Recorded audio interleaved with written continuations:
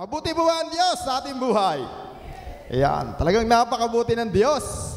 Amen. Sa kabila ng ating mga kabisihan, kabalahan, pinagdaraanan sa buhay, hindi naman po lahat tayo ay exempted sa ganitong uri ng pamumuhay. At nakatutuwa at nakakagalak na sa tuwing tayo darating o dumadako sa lugaring ito, tayo'y napapalakas, na-empower ng salita ng Diyos. Say amen.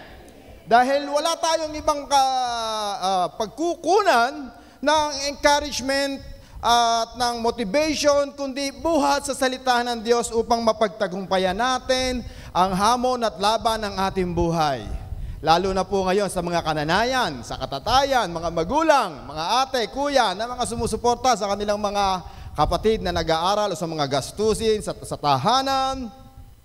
At ngayon nga po, it's almost 90 o 80 to 90% na ng mga estudyante nag-aaral na, back to school na. Kaya talagang doble gastos din. Amen?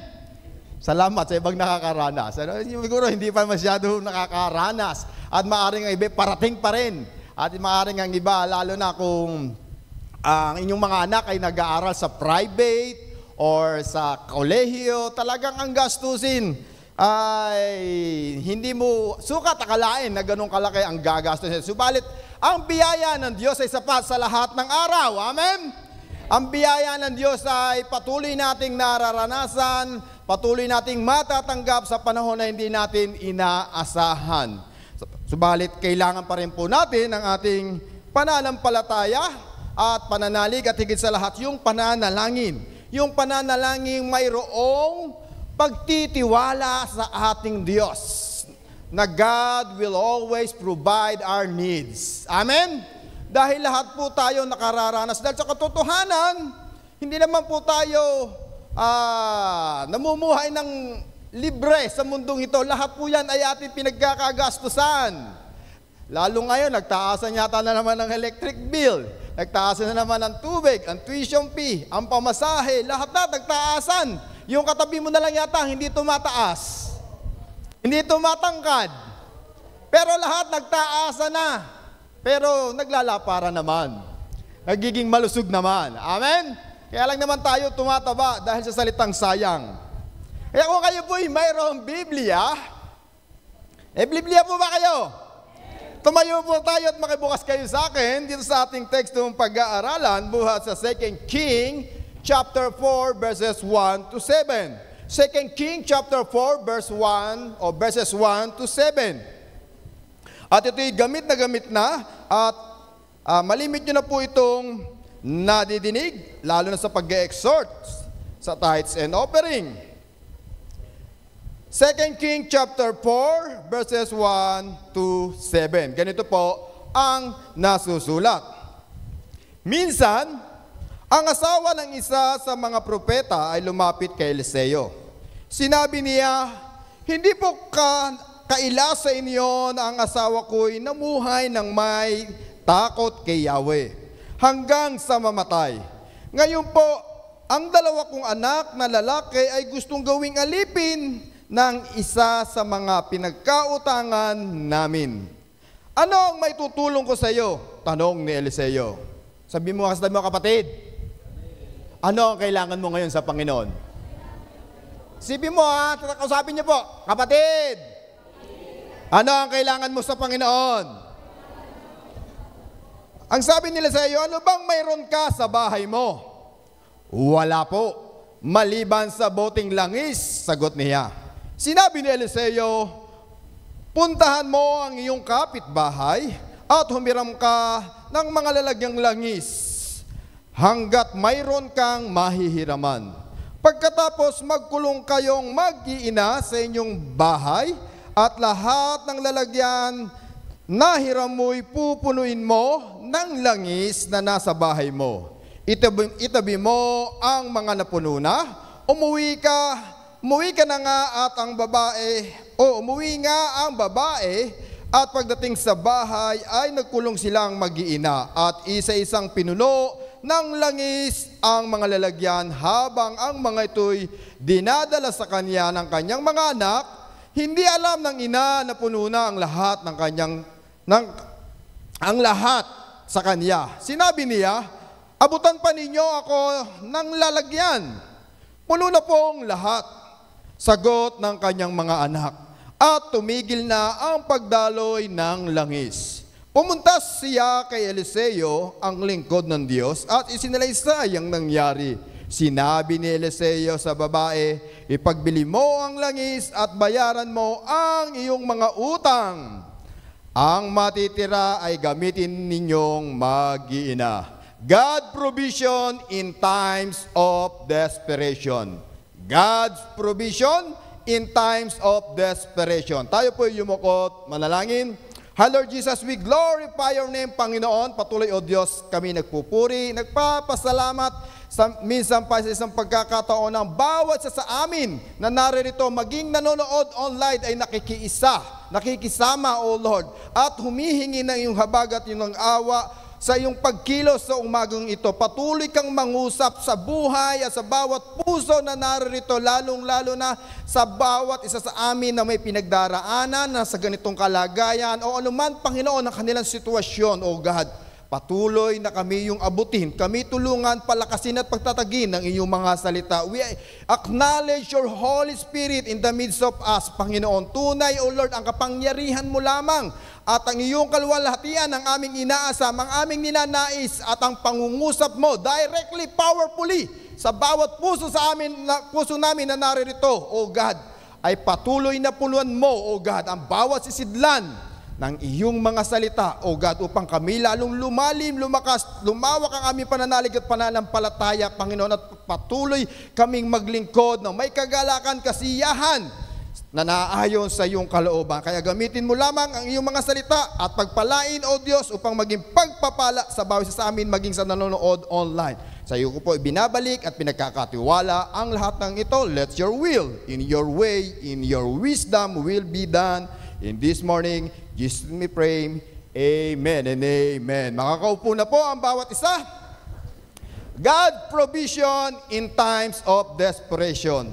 God sees our desperate situation and provide what we need. His provision often require our faith and obedience. Katulad nga po ng ating pong exhortation kanina, napakahalaga na bawat Kristiyano ay mayroong pananalig at pananampalataya. Lalo na sa mga panahon na hindi natin alam ang ating ang hinaharap at ang ating mga nararanasan sa ating buhay, kailangan matuto tayong magtiwala, manalig, manampalataya sa ating Panginoon. Are you with me this morning? Baka yung katabi mo ay wala pa o wala rito. Amen? Baka nahihinaan pa kayo sa boses ko. Sa buhay po natin, minsan pag tayo dumaranas, makakaranas at yung maaari ang iba parating pa lamang, ay makaranas ng overwhelming circumstances that seems impossible to overcome.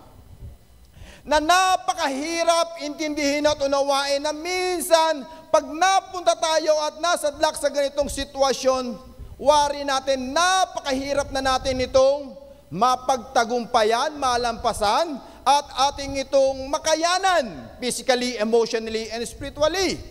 Subalit, ang salita ng Diyos ang magpapalakas, magpapatatag ng ating pananampalataya upang tayo ay magpatuloy sa mga laban at hamon ng ating buhay. Dahil ang nais ng Panginoon, tayo maging mananagumpay, magtagumpay sa ating buhay. Amen? Naniniwala po ba kayo? Dahil ang gusto ng Diyos, lagi tayong panalo sa laban ng ating buhay. Gusto niya lagi tayong nananagana in all areas of our lives. At minsan nga na lang siguro tayo maging winner, breadwinner pa ang ating nakamit. Ang pagiging breadwinner, to provide all our needs in our family. Na kailangan matustusan, kailangan nating punuan ang pangangailangan ng bawat pamilya, ng bawat church, at ng bawat ating nasasakupan. Bilang isang magulang, bilang isang leader, bilang isang worker, hindi naman po tayo exempted sa ganitong mga sitwasyon. Sapagkat lahat po tayo'y nakararanas at dumaraan sa ganitong pagkakataon. Lalo na at napakasakit isipin minsan at tanggapin kung tayo'y nasa banig ng karamdaman. Lalo na kung bakit ba naman minsan, kung kailan wala kang pera, sorry to say, sad to say, na minsan talaga'y katotohanan, wala sa ngayon, yan po ang tamang term, pero parating pa lamang, ay doon naman dumarating ang kulang, walang argas, walang pambayad sa kuryente, tapos susugod ka pa sa ospital, wala kang pambili ng maintenance. Pag makumplain ka pa, hindi mo alam kung sino-sino ang tatawagin mo, kung sino lalapitan mo, huhugot ka ng lakas ng loob para lang mayroong malapitan at makapitan sa panahon ng iyong paghihirap. Katulad ng babaeng ito sa 2 King chapter 2 verse 4, 2 King chapter 4 verse 1 to 7, na nakita po natin yung istorya ng kanyang buhay. Buhay na hindi nanaisin ng bawat isa sa atin. Ano po ba ang unang nangyari sa kanya? Namatayan ang kanyang kaisa-isang at mahal na asawa. At ngayon, sila ay baon sa utang. Nakalulungkot at nakakaawang tingnan na isang lingkod ng Diyos ay nabaon sa utang o nagkautang. Hindi ko po alam kung bakit ito nagkautang. Marahil siguro nagkautang, hindi nila napaghandaan ang panahon ng kamatayan, ang panahon ng sakit at karamdaman, o sa panahon na sila'y mayroon at nananagana, hindi sila nakapagsubi o nakapagtabi. Lalo na yung mga may trabaho ngayon at mga nanonood online na OFW, na lubos-lubos, puro tayo padala, wala tayong investment, wala tayong savings. Kaya sa mga ganitong pagkakataon, wala tayong mailalarga sa panahon ng ating pangangailangan. Kaya sabi ng matatanda, kung ikaw ay may naisusuksok, mayroong mandurukot. Na meron kang makahagip, may makukumit ka at may matatanggap. Dahil hindi ko alam kung bakit ito nagkabaon-baon sa utang. Maaari pinaganda niya at pinagarbo ang funeral service. Baka merong magandang background, magandang coffin o yung ataol. Bakit nga po ba ganito? Kung kailan namamatay ang isang tao at nawawala, doon merong magagandang at naisusuot na magandang damit ang namatay. Mayroong magandang coffin, may mga bulaklak, may mga ilaw na kumukutitap, at may angel pa sa ibabaw na sumasayaw. Very expensive. Kaya pinapakita niya at binibigay na ang lahat ng bagay para lang daw makitang masaya. Paano pa mararamdaman ang ganitong pagkakataon o ganitong sitwasyon kung hindi niya na nakita at nasilayan at naramdaman ang tunay na pagmamahal na pinagkaloob ng kanilang mga mahal sa buhay. Pero hindi ko naman po minamasama. Kung kaya nyo naman po, walang problema. Huwag lang po dumating ang point na talagang ipinangungutang po natin, pinanghihiram ang ganitong pangangailangan. Kaya yung mga may trabaho, remind ko lang po, mag-save naman po tayo kahit konti. Kahit papaano kung dumating ang panahon, ay mawala man tayo sa mundong ito, meron man lang tayong pambili kahit na tarpaulin. Amen? Kahit tarpaulin lang ay meron tayong pambili o pambili man lang ng gamot. Magbayad din po tayo ng mga contribution. Noon po ay hindi ako nananampalataya at naniniwala sa SSS. Sa totoo lang po, almost 10 years po ako hindi naghulog. May share ko lang. Subalit nung ang tatay ko po ay nag-retired, doon ko napagtanto na okay pala ang SSS at ang pag-ibig at sa PhilHealth. Dahil ang laki pala nakuha niyang pension monthly nung siya po ay nag-retire noong 2011. Kaya simula po noon ay nagbayad na po ako kasi noon hindi po ako nagtitiwala sa gobyerno natin. Kasi daming kurakot, ang daming korupsyon. Kaya ang mindset ko, alam ko naman God will provide. Hindi naman ako pagkukulangin. Hindi naman ako pababayaan ng Diyos. At alam ko may kalakasan ako para maghanap buhay, magnegosyo, at para may provide ng pangangailangan ng aming pamilya. Subalit, nabago ang lahat ng ito ng aking nakita at natanaw sa aking magulang. Na kailangan pala Amen? Kailangan pala to. Kasi hindi lahat ng ating mga anak na ating tinutulungan, sorry to say and sad to say, ay magtatanaw o tumatanaw ng utang na loob balang araw. Oh, wala nang nag-amen. Hindi lahat nagbabalik. Sorry to say, yan po ang katotohanan nowadays. Nowadays, kasi masyado na po natin na-adapt ang Western country na ang mga kabataan po ngayon ay meron ng kalayaan, malaya na. Kaya minsan pag tumanda tayo, sigurado, kanya-kanya na lang, o swerte na lang kung daling ka sa orphanage, home for the agent, pabayaan ka. Pero wala naman po niya sa loob ng church na ito. Amen? Dahil binibuild up natin ating mga anak na patuloy na magmahal at mahalin ang ating mga magulang. Kaya dito po, dumaan sila sa isang matinding pagsubok ng buhay. Pagsubok na hindi kakayanin, hindi kayang mapagtagumpayan kung hindi mo kasama ang Diyos sa iyong buhay. Dahil kung ikay wala sa Panginoon, at nakaranas ka ng ganitong sitwasyon, baka marahil watak-watak na ang iyong buong pamilya. Subalit sa tekstong ating binasa, makikita po natin ang magandang aral sa ginawa ng buong pamilyang ito. And then, God knows our problem. Naniniwala po ba kayo na alam ng Diyos ang ating mga problema? Alam niya ang iyong sitwasyon? Alam niya ang iyong pinagdaraanan? Maging ang iniisip mo ngayon, alam ni Lord yan. Nakikita ng Diyos na ikay natutulog sa upuan ngayon. Alam niya ng Diyos. Alam ng Panginoon ang lahat ng ating ginagawa, katulad ng babaeng ito. At may 4 po akong nakita dito na alam ng Diyos. There was a despair in her family. Sa una, sapagkat ang babaeng ito'y lumapit kay Eliseo na umiiyak at nalulungkot, tumatangi. Sinong hindi umiyak nang siya'y nagkaroon ng problema at pagsubok, lalo na kung ikaw ay nawala ng mahal sa buhay? Lahat po tayo ay iiyak at tayo ay umiiyak dahil meron tayong pakiramdam. The word cried means to mourn, to weep uncontrollably, to shriek out of grief. This word identifies the sound of broken heart. This woman comes to a man of God at the lowest moment of her life.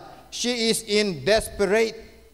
Talagang desperado na siya. Hirap na siya sa buhay niya. Hindi na niya alam ang kanyang gagawin katulad ng katabi mo ngayon. Tingnan mo nga. Na hindi niya siya mapakali.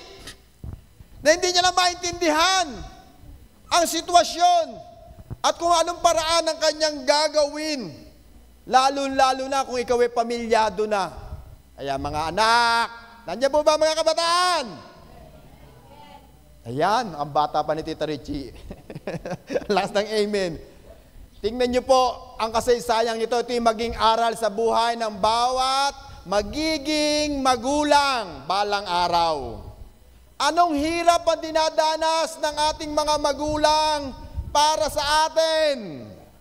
Kung ano ang iniisip, ano ang ginagawa, mga pagkain isusubo na lang, ibibigay pa sa kanilang mga anak, sa EMS, sa mga magulang.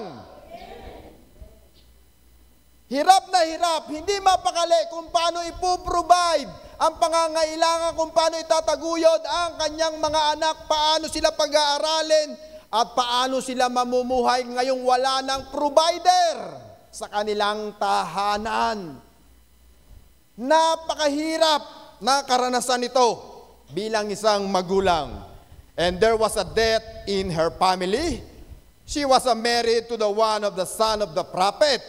These were the men who were in training under Elisha to be the prophets and the preacher in the Israel. Kaya ang nangyari po, her husband, her lover, her friend, her provider, her protector had been taken away from her or here in death. She is broken because a loved one has been taken away.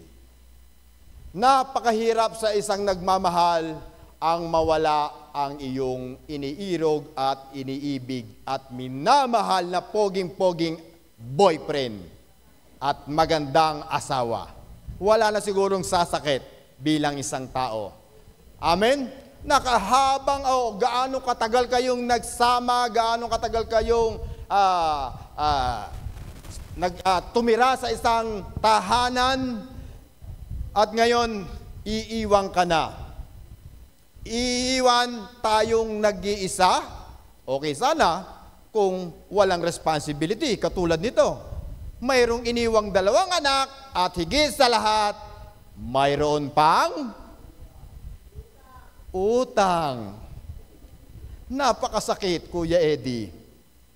May utang. And there was a death in her family.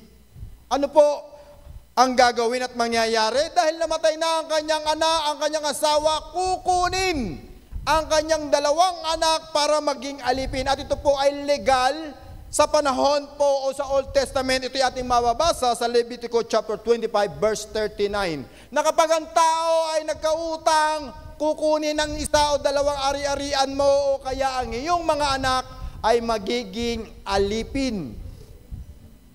Alipin. Sino ba namang magulang ang gustong maging alipin ng kanyang anak na minamahal? Sa bahay nga di ba? Ayaw ng paglikpitin, ayaw ng paglutuin, gigising nga, paghahayin na ng pagkain, planchado na ang susuotin damit, may baon pa. Kaya tapos ngayon, ito na ang iyong anak na iniingat-ingatan na ayaw mo pakagatan ng lamok, padapuan sa langaw, may tao nga alipin sa iyong mga anak. Mga anak, nandiyan po ba kayo? Pero walang magawa ang kanyang magulang dahil sila ay mayroong utang. And there was a devotion in her family. Dahil sa pagkakataong ito, walang ibang solusyon ang kanyang nanay kundi sila'y mag-gathering in spite of all her problem. Nandoon ang kanyang pananalig at pananampalataya bilang asawa ng isang lingkod ng Diyos. Bilang isang ilaw ng tahanan, pinamunuan niya ang kanyang buong sambahayanan na mag-dwell in the place of the living God. Na sila'y magkaroon ng devotion, na sila'y magkaroon ng prayer time. Dahil yun na lang ang katanging paraan at kanilang pwedeng gawin na solusyon sa problema at suliranin na kanilang naranasan sa buhay. Kaya ang naging dahilan at naging solusyon, o dahil ito ang naging dahilan niya at na kanyang naging solusyon, pumunta siya sa man of God na sino po? Si Elisha. Pinuntahan niya. Nakakasakit at nakalulungkot to bilang isang lingkod ng Diyos. Alam niyo po kung bakit? Minsan, ang katotohanan, masakit po talaga. Kung kailan may problema, ang iyong mga kapatiran at iyong mga nasasakupan, doon lang pupunta, magtasangguni at lalapit sa man of God. Andiyan po ba kayo? Na kung kailan hirap na, doon lalapit sa lingkod ng Diyos. Doon makikipag-ugnayan, doon makikipag-uusap, at doon lumalakas ang loob upang lumapit sa man of God. Sapagkat sa aking palagay, siya ay nagbabaka sakaling matulungan ni Elisha. Baka siya'y mapahiram. Baka siya'y mapagbigyan na pautangin, pahiramin ng pera para sa kanyang mga nagastos sa funeral service ng kanyang asawa o saan mang pinagkautangan. Pero ang katotohanan naman po, hindi naman po lahat ng lingkod ng Diyos na tumatayo sa inyong harapan ay nananagana financially. Malimit po, sapat, and we are all living by faith. Maswerte na lang po kung mayroong kumamay sa iyo at mag-bless, mapalad, at pinagpala ng Diyos. Pero malimit po talaga, we are living by faith. Nakatatayo lang po tayo dahil sa habag at sa grasya ng Diyos. At ngayon, dadako at lalapit ang isang nanay para mangutang, manghiram. Pero hindi naman po sinabi sa Biblia ito. Pinaganda ko lang yung istorya. Dahil nagbabaka sakali siya na matulungan nitong si Elisha. Kaya nga po, may mga bagay na pinagawa si Elisha upang matugunan ang pangangailangan ng pamilyang ito. And there are 4 truths or biblical truths about God provision. Agad ang tekstong ating binasa, God provision in times of desperation. Na laging may provision ng Diyos sa panahon na ikaw ay desperado na sa iyong sitwasyon, sa iyong kalagayan at sa panahon na hindi mo alam ang iyong gagawin. Dahil bago mo pa ito maranasan, ito'y planado na ng Diyos at ito ay naroon na sa ating lalakaran kung tayo'y mananalig at mananampalataya at kung ito'y ating tatanggapin ng bukal sa ating puso. Dahil sometimes ang katotohanan, kapag dumaan tayo bilang isang Kristiyano, pag dumaan tayo sa mga struggles ng ating buhay, sa mga difficulties, sometimes nagbabago po tayo ng ating damdamin sa ating Diyos. Sometimes napapagod tayo. Sometimes nahihirapan tayong magpatuloy. Nahihirapan tayong sumamba. Nahihirapan tayong magbigay sa kaloob. Minsan nahihirapan tayong maglingkod. At iniisip natin malimit, nagbago na ba ang Diyos? Pinabayaan na ba tayo ng Diyos? Iniwanan na ba tayo ng Diyos? Kinalimutan na ba tayo ng Diyos? Limitado ba ang kakayanan ng Diyos? Nakikita pa kaya ako ng Diyos? Naririnig pa kaya tayo ng Diyos? Ang tanong natin malimit sa ating sarili, nasaan ang Diyos? Sa panahon na hindi natin alam ang ating gagawin. Lalo na po ngayon, sa panahon ngayon, kung mag-i-scroll ka lang ng konti sa Facebook, mostly ang makikita po natin dyan, yung mga pinopost ng ating mga kapatiran, ng ating mga kilala, puro magagandang bagay. Tama po ba? And then pag nakita mo ang mga blessing na natanggap ng iyong kapitbahay, ng iyong kapatid, ng iyong mga katrabaho na promote, malaki ang sahod, nakatanggap ng mga incentive, tapos ikaw'y walang-wala, sometimes nakararanas tayo ng unfair. Sometimes, feeling natin pinagkakaisahan tayo. Sometimes, ang pakiramdam natin, hindi tayo karapat-dapat sa mga pagpapala na inihanda ng Diyos sa ating buhay. At ayaw nating tanggapin maging ang problema na ibinigay ng Diyos sa atin. Kaya dumarating ang mga sitwasyong ito dahil alam ng Diyos na kaya mo, kapatid. Ba? Parang hindi naniniwala ang iba. Parang wala yata akong mga kapatiran na naririto na nakaranas na kung ating sasaliksikin at titingnan ang ating past na nating naranasan sa ating buhay, hindi ka makapaniwala, na kaya ko pala. Amen? Nalampasan ko pala. Akala ko nung iniwan ako ng boyfriend ko, hindi ako makaka-move on. Pero move on na pala ako ngayon. Tingnan mo nga yung katabi mo, mukhang naka-move on na. Amen? Naka-move on na ba? Na sa mga pinagdaranan o pinagdaanan natin sa ating buhay, still, nakatatayo tayo, nakakapagpatuloy. Kahit naman tayo sa mga pagsubok at nakaranas tayo ng mga matinding problema suliranin sa ating buhay. At sometimes, kahit nagkukulang at nawawalan tayo ng pera. Natural lang po sa atin minsan ang mawalan ng pera. Okay lang na mawalan tayo ng pera. Amen? Ang mahalaga, sanay ka na. Sanay ka na ba? Amen? Sanay na, sanay na. Yan ang mahalaga. Dahil sabi ni Lord, kung wala kang pera, bibigyan kita. Amen? God provision is on your way. Kaya ka nawawalan dahil merong ibibigay ang Lord. Alam ng Lord. Ito po ang una, God knows our need before we ask. Bago pa tayo humingi, bago pa tayo lumapit sa Diyos, alam na po yan ng Diyos. The widow situation was dire, but God has already prepared a solution through Elisha.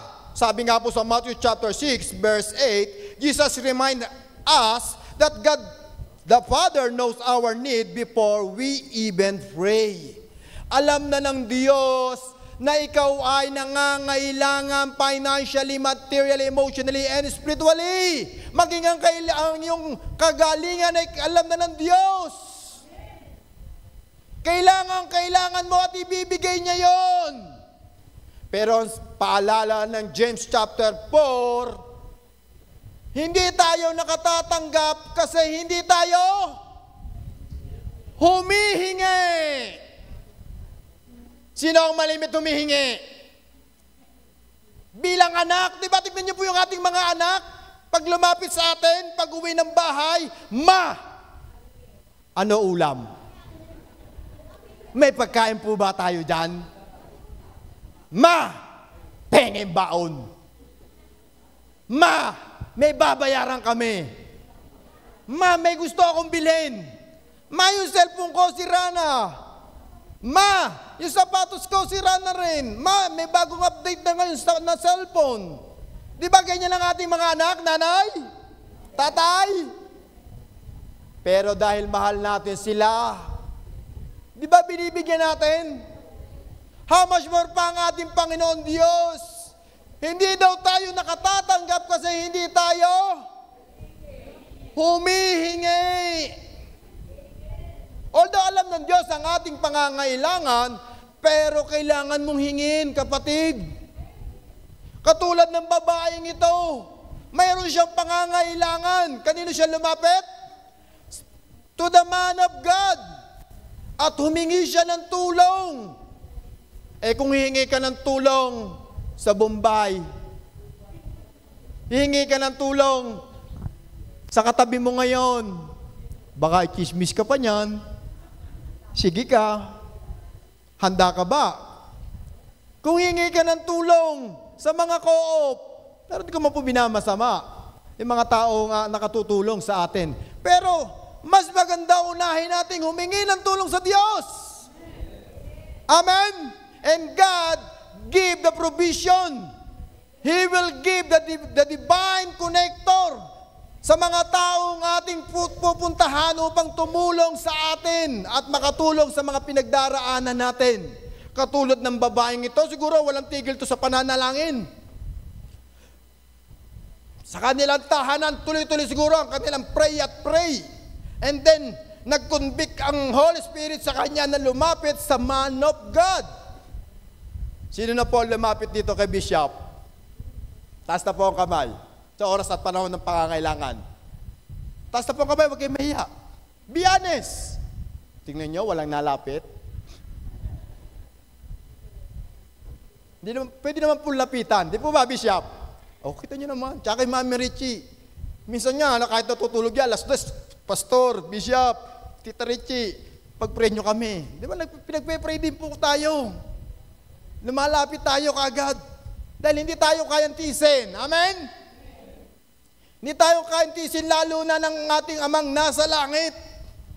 Dahil alam niya na ang ating pangangailangan. Because He always cares about our physical, emotional, and spiritual needs. Alam ng Panginoon kung kailan at kung saan at kung paanong paraan mo tatanggapin ang iyong mga pangangailangan. His timing may not always be what we expect, but He never fails to provide what we need. He never fails. Kailangan, binibigay ng Diyos ang iyong pangangailangan. Lahat ng iyong kailangan ay ibibigay ng Diyos. Siyempre, according to His way and His purpose. Baka naman ang kailangan mo, baril. bibigyan ka ba ng barel? Baka may problema ka, hihingin mo, lubid. Hindi po ibibigay ng Lord yan. Dahil ang isang man of God, ibibigay niyang payo ay instruction buhat sa salita ng Diyos. Just imagine ito. Nag-open siya, lumapit siya sa man of God, sinabi niya ang sitwasyon niya, ang pangangailangan niya ano ba kailangan niya? Pera. May utang po eh. Kailangan niya pera. Pero ano ang binigay ng man of God? Instruction. Lord, kailangan ko pera. Bakit instruction na binigay mo? Lord, kailangan kong magtagumpay. Ang ibibigay sa ng Lord, instruction. Gusto mo maging success sa iyong buhay, sa iyong plano? Ibibigay sa iyo ng Diyos, instruction. Sapagkat ang sabi ng Joshua chapter 1 verse 9, basahin mo, dili-dili na salita ng Diyos, at ikaw ay magtatagumpay. Lord, gusto ko love life. Ang sabi ng Lord, bibigay sa iyo, instruction. Mayroong instruction na binibigay ang Diyos sa bawat pangangailangan ng bawat isa sa atin.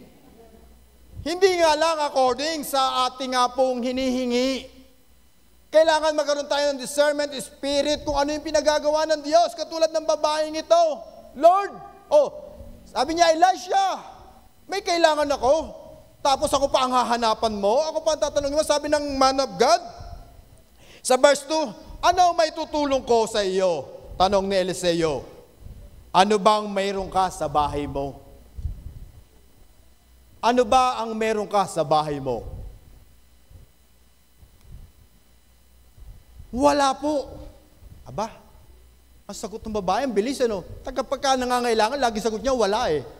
Totoo po ba? Dahil ang gusto niya, matulungan agad siya, agad-agad. Totoo po ba? Kahit na meron, kahit na nga may requirement, sabihin niya, ay wala po, hindi ako nakakuha. Totoo po ba sa mga nangangailangan?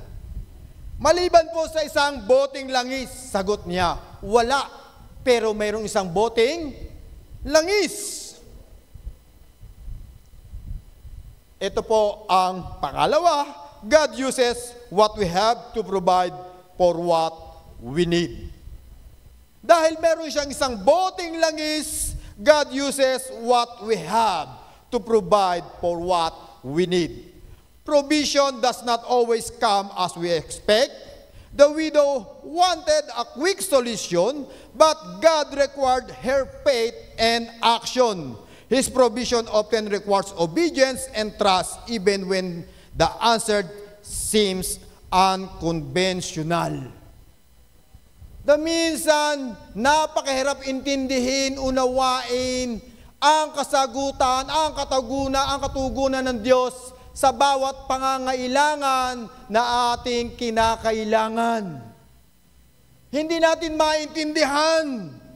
Kaya sabi ni Elisha, what do you have in your house? And the miracle began with what she already possessed. God often uses what we have, no matter how small, to bring about His provision. Kahit anong bagay na mayroon ka ngayon, ay pwedeng gamitin yan ng Diyos to become a channel of blessing, to become a breakthrough in our lives. Yan ang magbibigay ng paumpisa para tugunan ang pangangailangan ng ating pamilya, ng ating buhay, ng ating mga planuhin, o anumang pangangailangan na ating hinahanap sa Diyos. Katulad po ng poso na deep well. Nakakita na po ba kayo ng deep well? Ngayon po kasi puro mga degree po. Di po ba pag ito hindi madalas nagagamit, ano po nangyayari sa poso? Sabi ng iba na uuhaw, pero ang totoo, naiigahan. Hindi siya makapag-provide ng tubig. Tama po ba?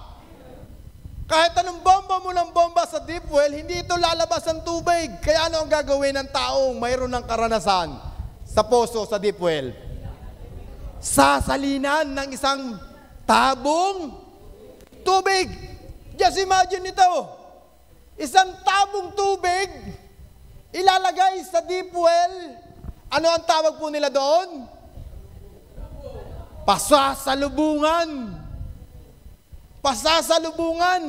And then pag ito nilagyan na ng isang tabong tubig at kanyang bibigyan ng effort, ng faith, ng action, hanggang sa ang tubig ay umangat at lumabas sa tubig ng deep well o ng poso. Naniniwala ba ang taong ito na bubukal ang tubig sa poso sa umiigib kung ito'y pasasalubungan niya? Yes, may pananampalataya siya na magpo-produce ang deep well ng tubig. At nag-effort po ba siya? Siyempre, kahit lagyan mo siya ng tubig, kung hindi mo bobombahin ang handle, lalabas po kaya ang tubig? Hindi. Hindi katulad ngayon. At high-tech pa ngayon, itapat mo ang kamay mo. O tuwan-tuwa ang iba. Lalo sa CR ng SM. Di ba automatic lumalabas ang tubig? Pero nung araw, hindi po ganun. Bobombahin mo. Buti nga po ang poso ngayon, deep well, nung araw yung hangahaba. Umakalampag, pak, pak, pak. Ang haba po no, mga 2 dipa. Ganon ang poso nung araw. Pasalubungan mo ito. Nag-effort. Kaya po, ilang balde, ilang bahay ang nakinabang sa tubig sa loob ng deep well, marami. Katulad po sa babaeng ito. Mayroon pa siyang isang boteng langis. Siguro tinatabi niya na ito. Ito'y halos kaparehas sa 1 King chapter 17 kay Elijah na nilapitan niya ang babaeng balo na mayroon isang boteng langis. At ang sabi sa kanya, kumuha ka ng mga sisidlan at punan mo ng langis ang bawat sisidlan. Para po bang itong awkward? Napakahirap intindihin at unawain po ba ito? Na hindi mo maintindihan. Elijah o Elisayo, isang boteng langis na nga lang ang hawak ko eh. Hindi ko alam kung ang isang boteng langis nito, nakakita na po ba kayo ng isang boteng langis na kasing laki ng flammable o flammable na kayang pumuno ng ilang tons ng tubig?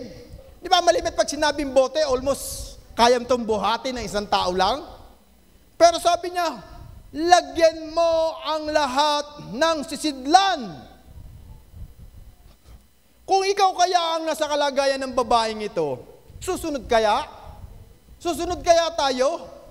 At kung ikaw ang anak ng babaeng ito, susunod din kaya tayo?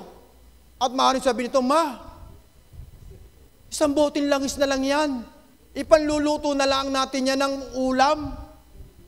O pwede nating isabaw, lagyan ng toyo, para tayo kumain. Ma, wait, teka lang. Mali mo, baka mali ang sinasabi ng lingkod ng Diyos. Pwede po ba sabihin ito ng mga bata, ng nanay? Isang boteng langis na lang, small resources. Parang napakadaling basahin po, tunawain at intindihin ng blessing ay nag-flow, umayon sa nais ni Elisayo sa babaeng ito. Subalit bilang isang tao, literally, sigurado meron kang hesitation. Magda-doubt ka. Amen? May doubt ka. Hindi ka basta-basta susunod. Ang katunayan nga yan eh. Katotohanan, reality, pag tayo nagpa-check up sa doktor, bibigyan ka ng reseta. Ito ang prescription. Bili ka ng gamot. For 7 days yan ha. Inumin mo yan. Balik ka after 1 week. Pag pumunta sa pharmacy, ibinigay sa'yo 7 days, ano ang bibilin mo? Ma'am, Dok, pwede po ba 3 piraso lang? Bakit? Mahal, una. Pangalawa, hindi ko kaya yan.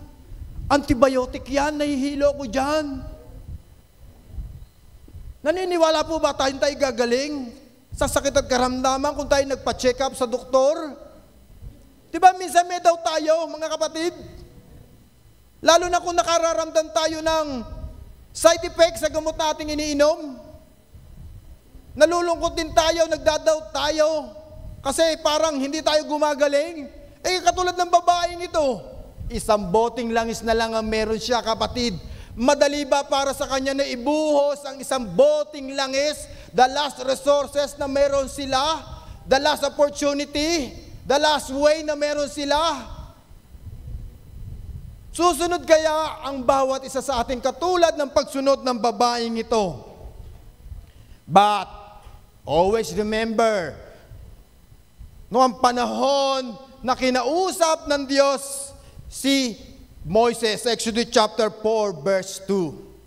Sabi ng Panginoon, inuutusan ng Panginoon Diyos si Moises. Sabi niya, Moises, pumunta ka sa Parao at kausapin mo siya. Pero sabi ni Moises, ano ang sasabihin ko sa kanya? Hindi ko alam ang aking sasabihin. Ang sabi ng Diyos, Moises, ano ang nasa kamay mo? Sabi niya, Lord, tungkod po. Lord, tungkod lang to. O siya, tungkod yan, ihagis mo. Ano ang nangyari sa tungkod? Naging ahas.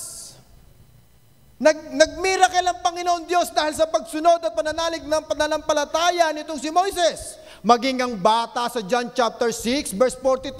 Sabi ng Panginoon Diyos, sabi ng mga disipulo, Lord, meron 5,000 katao tayo sumusunod sa atin, ang daming follower, ang daming sumusunod, ang daming kumikilala sa atin. Magagabi na, wala po tayong pagkain. Ang sabi ng Panginoon, ano ang meron ka?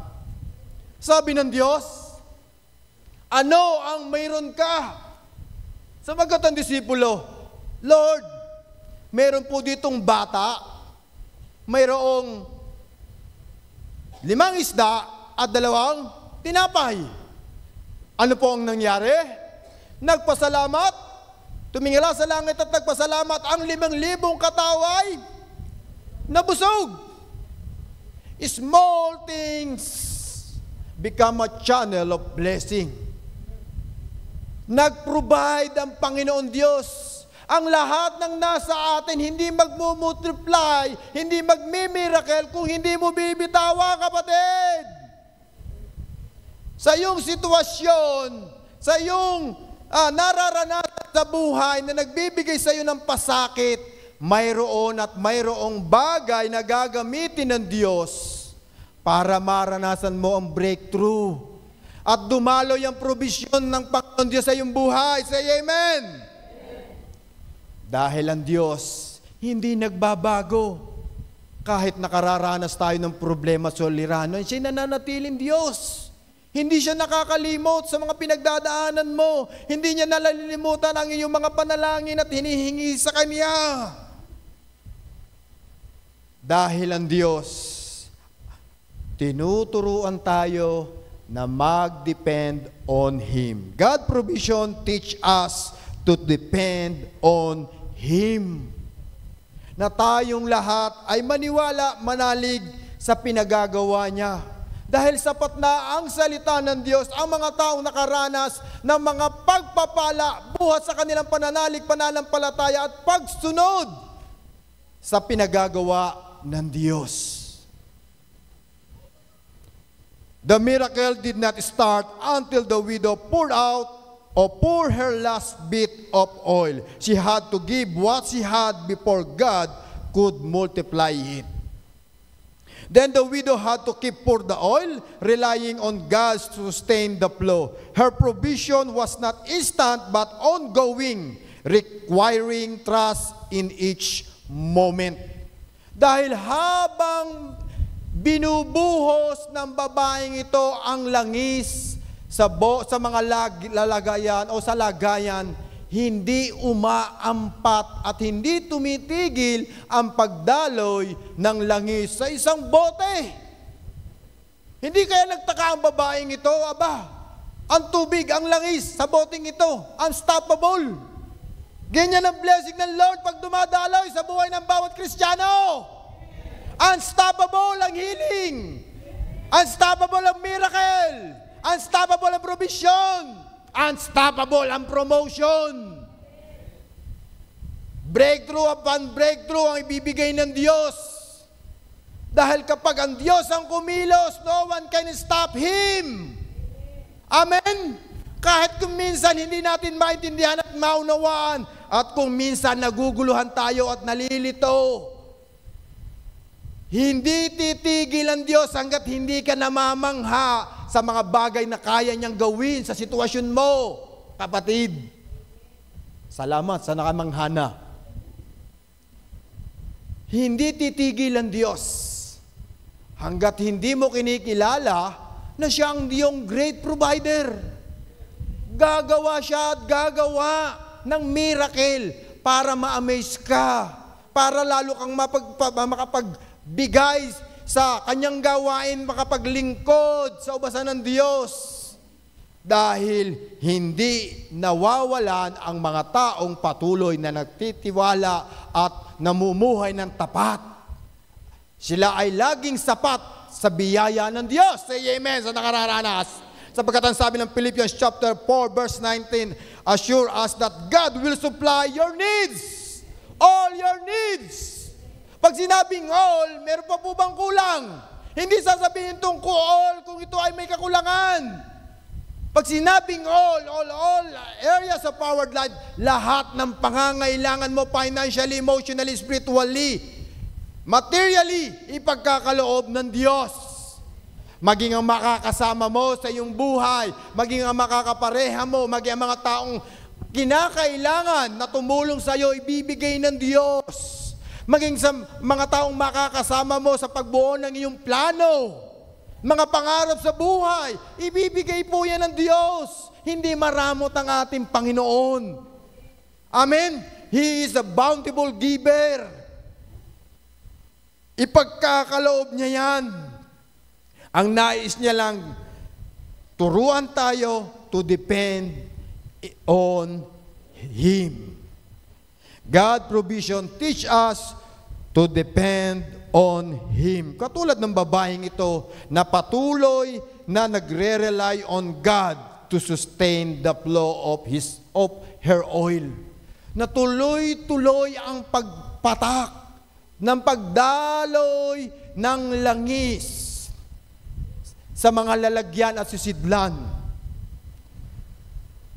Sa ating buhay, nakaranas na po ba tayo na minsan nakatanggap ka na ng blessing, may dumarating pa?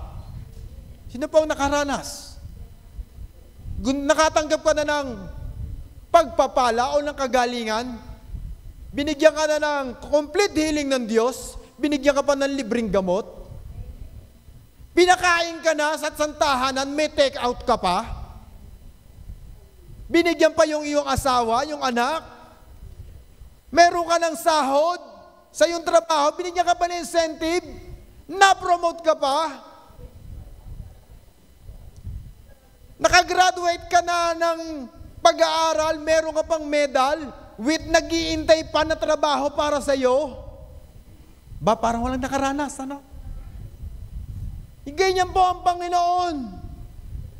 Kumikilos siya sa paraan na minsan hindi natin napaghahandaan, at hindi rin po natin hinihingi. Subalit dahil mahal tayo ng Diyos, ibibigay yan sa atin. Sa mga pusong handa at nagtitiwalang tumanggap ng blessing ng Diyos sa ating buhay. Because God's provision is abundant, not just enough. Pagpapala ng Diyos ay hindi lang para mabusog ka.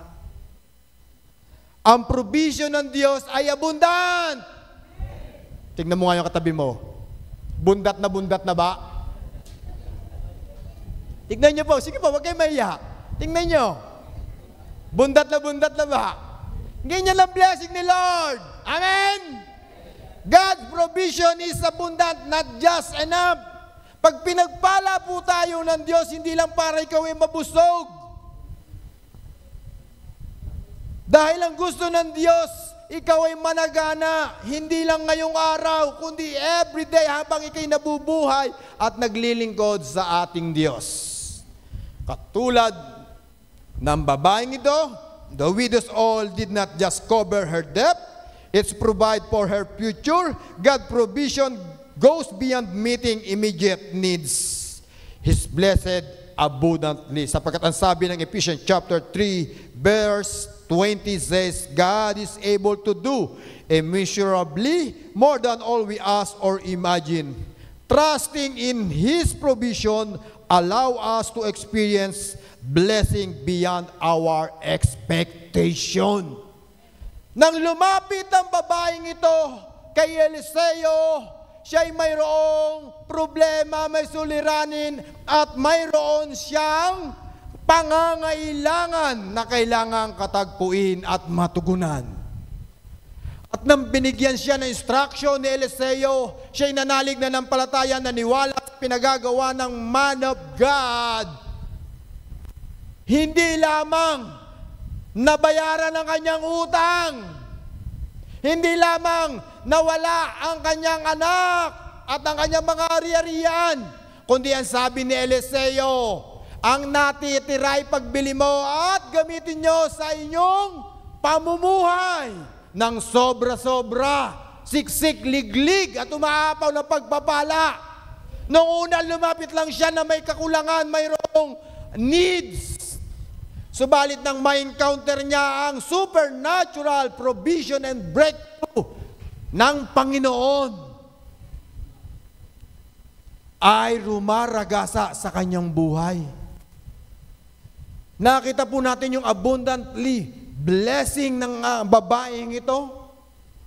Siguro, hanggang ngayon, hindi pa ito nauubos ang langis ng babaeng ito. Dahil pinag-aaralan pa rin po natin ang pagpapalang ito. At ito'y gagana pa rin sa buhay natin. In Old Testament and New Testament, hindi nagbago ang Panginoon. Kapag tayo'y lumalapit sa Diyos, na may kababaang puso, nagtatapat, naniniwala sa kayang gawin ng Diyos sa ating buhay, ibibigay ng Diyos. At hindi ka bibiguin ng Panginoon. God never late in providing for His children. The widow fears losing everything, but God has plan. He has a plan for you too. Whatever your situation, trust that God already sees your need and He has a way to meet it. Sa oras na ito, anong man ang ating pinagdaraanan, anong man ang ating sitwasyon, naniniwala ka ba at nagtitiwala ka ba sa Diyos na kayang katagpuin, tugunan ng Diyos ang iyong pangangailangan? Ngayon, ang tanong ko, ano ang mayroon ka? Ano ang hinahanap mo? Ano ang hawak mo, kapatid? Ano ang hinihingi mo sa Diyos? God provision in times of desperation. Maaring ang iba hindi pa parating o hindi pa nakakaranas sa ganitong sitwasyon. Pero ang iba, maaring ngayon, naririto na. At yung iba, papunta pa lamang. Always remembers this message na ang bawat suliranin ay mayroong kasagutan sa ating Diyos. At ito'y magmumula sa lingkod ng Diyos. Buhat ito sa lingkod ng Diyos. Naisip po ba natin one time na nasaan kaya tayo ngayon? Kung wala si Mami Richie, wala si Daddy Bishop, nasaan kaya ang buhay natin ngayon? Nakararanas tayo. Hindi ko po tinataas ang ating mga leaders. Pero I will explain everything. Na analyze po natin kung paano siya mag-care, kung paano sila kumilos, paano sila mangalaga, paano sila manalangin para sa atin. Nasaan na kaya, ano kayang buhay na meron tayo ngayon? Kung wala ang lingkod ng Diyos na tumayo sa inyong harapan, ano kayang buhay na meron tayo ngayon? Marahil, katulad din na tayo ng babaeng ito, na nasa lugmok na kalalagayan. Marahil, ang buhay natin nasa kaguluhan. Marahil, sa banig ng karamdaman. Puro bigo, puro pagsubok. Maaari ang iba sa atin, wala man sa banig ng karamdaman, maaaring ang iba sa atin, nasa kulungan, laman ng pahayagan. Maaaring ang iba, walang pag-asa, wala nang hinaharap, walang future, wala nang mga pangarap sa buhay. Subalit dahil sa man of God na naglakas ng loob, nagbigay ng instruction, nangaral, nagsalita, nag-encourage, nag-motivate sa atin. Ano ang buhay na meron ka ngayon? Ano ang buhay na meron tayo ngayon? Ang buhay na mayroong pagkatakot, pagsunod, at pananalig at pananampalataya sa ating Diyos. Dahil sa man of God, kaya tayo nakatatayo. Kaya kung ano yung sitwasyon mo ngayon, kapatid, ano man ang iyong hinaharap, ano man ang iyong iniisip, ano man ang iyong pinaplano, there's always a Word of God na mag-encourage sa atin, na magmo-motivate sa atin, magpapalakas sa atin, magpapatatag sa atin, kikilos sa ating buhay. Ang kailangan lang po natin, manalig, maniwala, manampalataya, sumunod sa kanyang mga pinagagawa, sa kanyang pinag-uutos. Miracles always required faith and action.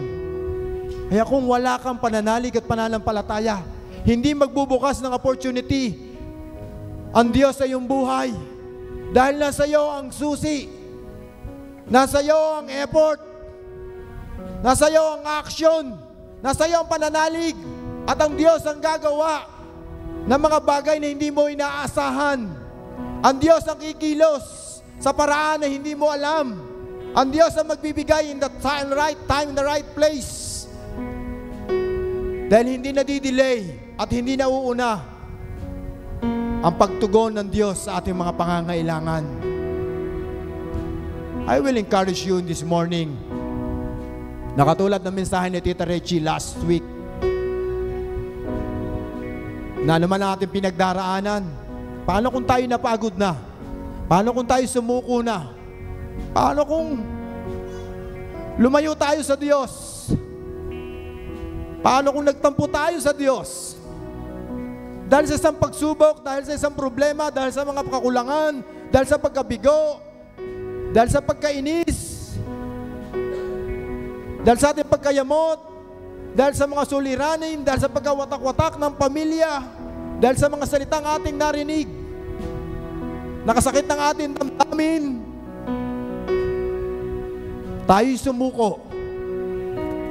Tayo nagtanim ng sama ng loob. Anong buhay na meron tayo? Anong pag-asa ang ating makakamtan kung tayo'y lalayo sa presensya ng Diyos? At ang asahan, kundi ang pagkilos, ang paggalaw, at pagtugon ng ating Panginoon Diyos sa bawat suliranin at bawat pagsubok na ating hinaharap. The God provision is always on time, in perfect place. It's in our way right now.